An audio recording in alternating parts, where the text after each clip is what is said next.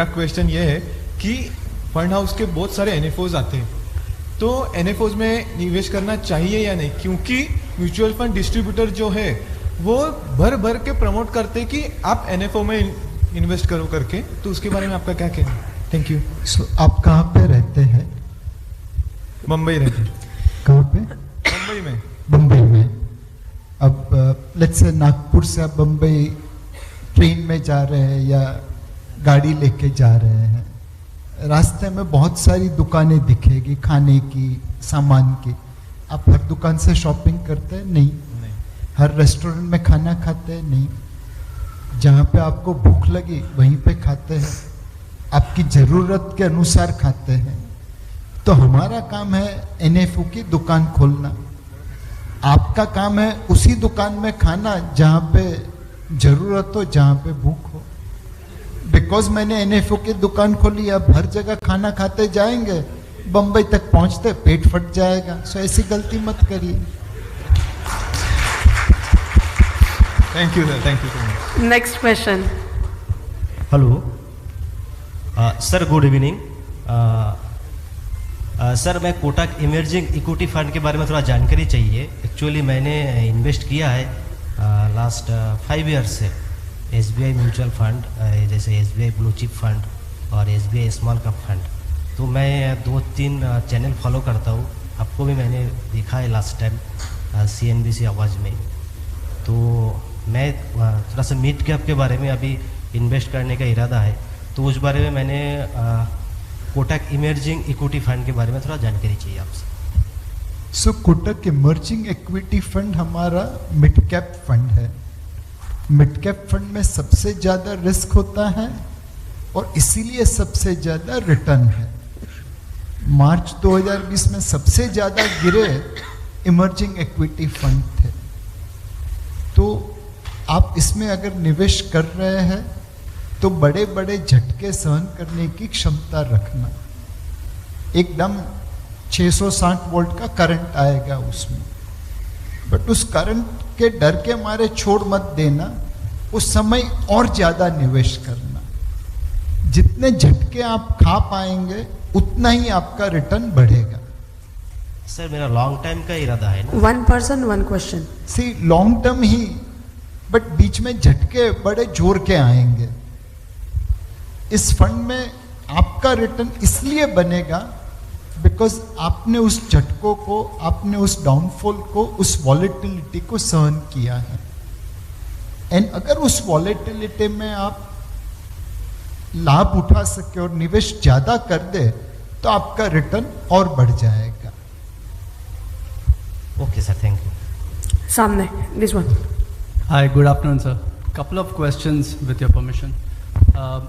So I've heard a few esteemed speakers talk about sector rotation. So are there any mutual funds that actively do sector rotation? And if yes, then how to identify such funds? So one, there are all fund houses which do sector rotation. But please remember that some people are running a speedboat. So their ability to take U-turn is much higher because their sizes are small. I have some funds which are like oil tanker. तो मेरे को U-turn लेना है तो मैं 5 kilometre आगे जाके U-turn मारता हूँ. Now I can't drive ship oil tanker like a speedboat, and I should not drive speedboat like oil tanker. So size will have a huge restriction on sector rotation. Many a times we have seen that you end up paying more price to the market in rotating than holding on. Anyway, घूम फिर के 100-150 ऐसी company है जहाँ पे आप निवेश कर सकते हैं बिकॉज प्रमोटर अच्छा है, बिजनेस मॉडल अच्छा है, कॉम्पिटिटिव है। तो जब अच्छे कंपनी में निवेश हो जाए तो फिर उसे छोड़ना क्यों?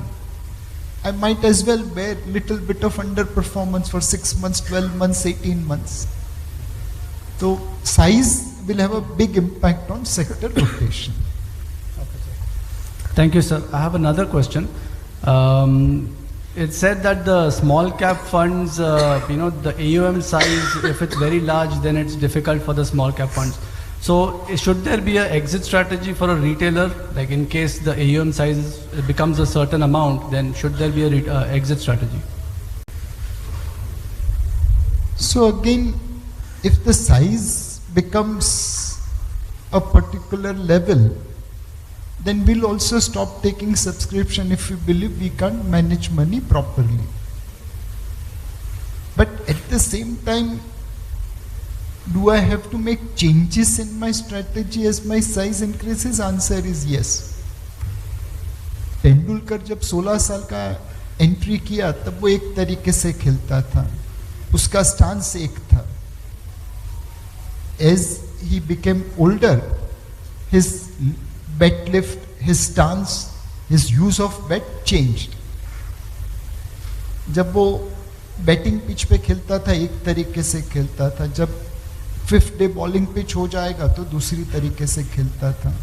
जब वनडे खेलते थे तो एक तरीके से खेलते थे, टेस्ट मैच एक तरीके से खेलते थे, T20 अलग तरीके से खेलते थे. तो within your size, will you make adjustments? Answer is yes. A 500 crore ka small cap fund will be managed very differently from a 5,000 crore small cap fund. But that doesn't mean that 5,000 crore small cap fund cannot be managed. It can be managed. Maybe today 50,000 crore small cap fund will be difficult to manage. But tomorrow even 50,000 crore small cap fund can be managed. So we will continue to make changes in our style, in our stance to suit the requirement.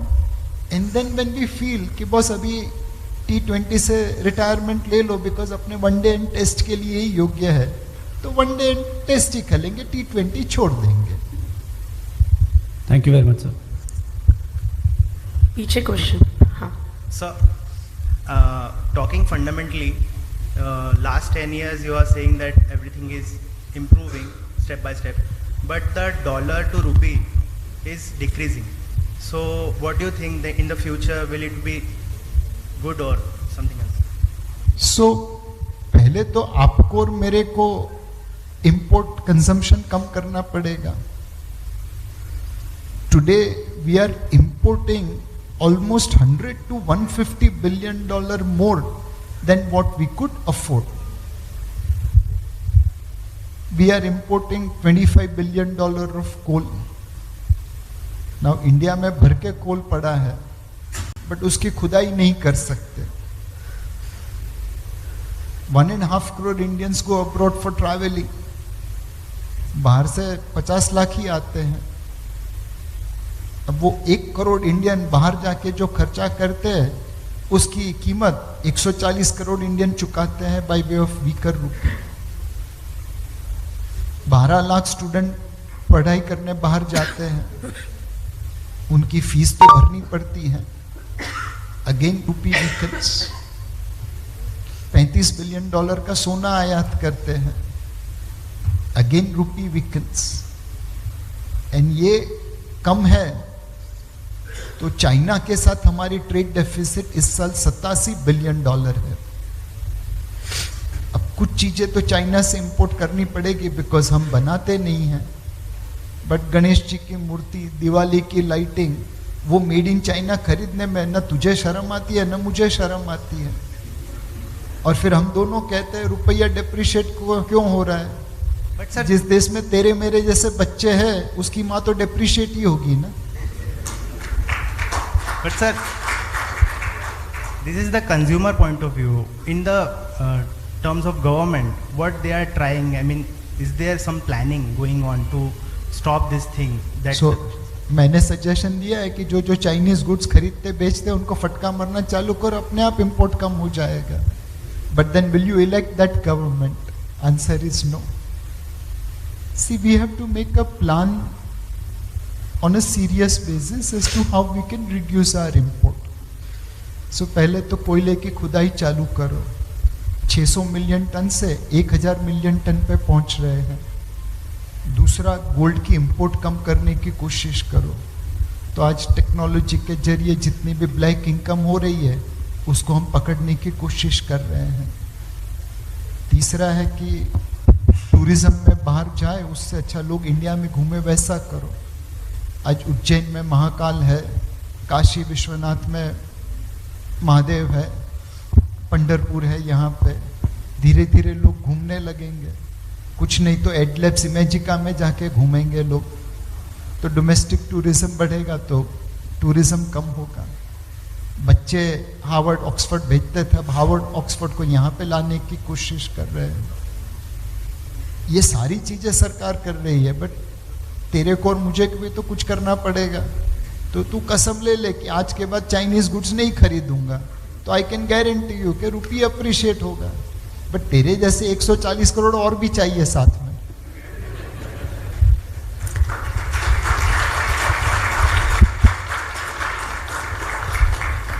Good evening, sir. So my question is, which sector do you believe right now is placed where IT was 20 years ago?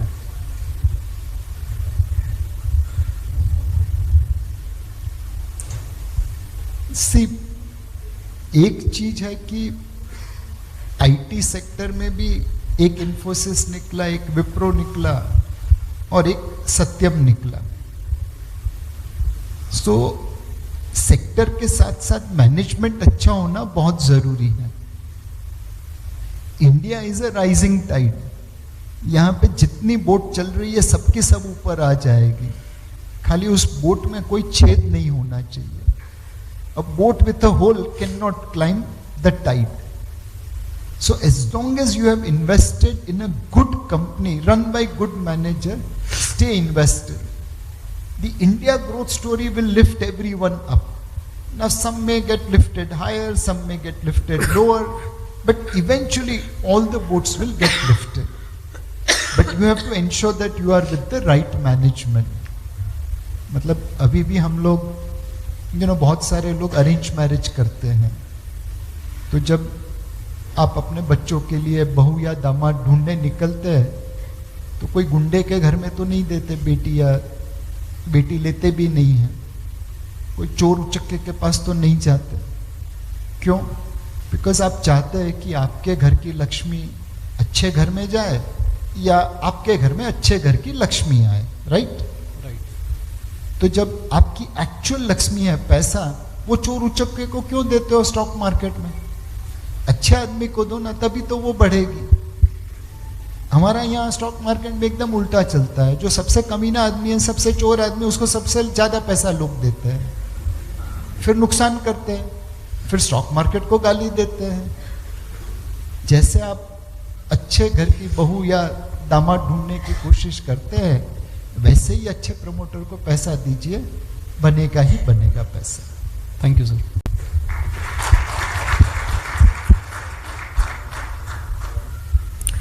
चलिए, here we are ending up this question. I have a last question. Last one. सबसे पहले तो sir नमस्ते, I am very warm welcome to Nagpur, और I am a great fan of yours sir, Nilesh sir, and I hope आप यहाँ से जब जाओगे तो न्यू फैंस बहुत सारे ऐड करके जाओगे। उनका फ्लाइट है मेरे दोस्त। Thank you ma'am. Likely sir, मैंने भी एक्सिस बैंक रिजाइन करके from last year I am into the broking. So my question is sir, मतलब इसको अदर वे मत लीजिएगा, why are you so negative on the F&Os and short term investments? क्योंकि मेरा experience जो है, मैंने बैंक छोड़ने के बाद जस्ट लाइक यू, तो 8 इयर्स में मैंने अयोध्या में ही गोल्ड का लंका खड़ा किया है, अभी तक तो किया है एज ऑफ डेट, कल का तो माता रानी जाने।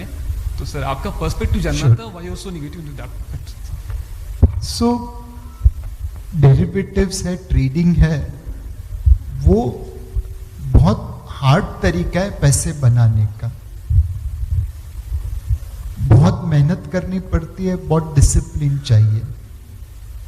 इन्वेस्टमेंट एकदम लेजी तरीका है पैसा बनाने का। अच्छी कंपनी, अच्छे मैनेजमेंट में निवेश करिए, आपका पैसा बनता रहेगा। ट्रेडिंग के लिए आपको खुद को मेहनत करनी पड़ेगी, बहुत डिसिप्लिन रखना पड़ेगा। एंड अनुभव ये कहता है कि 100 में 99 लोग ट्रेडिंग करके पैसा खोते हैं, एक आदमी पैसा बनाता है। इन्वेस्टमेंट में उल्टा है, 100 में एक आदमी खोता है, 99 बनाते हैं। तो हमारा मानना यह है कि trading is injurious to ordinary investors. वहाँ पे पैसा बनाना है तो बहुत बड़ी तकदीर चाहिए, बहुत डिसिप्लिन चाहिए, बहुत हार्डवर्क चाहिए। 9:30 से या 9:15 से 3:30 तक स्क्रीन के सामने बैठने की क्षमता चाहिए। क्या दुनिया में अच्छे ट्रेडर्स हैं? ऑफ कोर्स बहुत अच्छे ट्रेडर्स हैं और उन्होंने बहुत पैसा बनाया है। भारत के जो सबसे अच्छे ट्रेडर हैं वो राधा किशन दमानी जी हैं। उनके हाथ में लक्ष्मी है ऐसा कह सकते हैं। उनके जैसा ट्रेडर न भूतो न भविष्यति है। उनको फ्लेम इंस्टीट्यूट में किसी ने पूछा था कि राधा किशन जी ऐसी अगर सक्सेसफुल ट्रेडिंग करनी है तो क्या करूं? तो उन्होंने जवाब दिया कि देख बेटा, मैंने अपने बच्चों के लिए डीमार्ट खड़ा किया है, उनको भी ट्रेडिंग में नहीं ला रहा हूं। Thank you very much, Nilesh sir.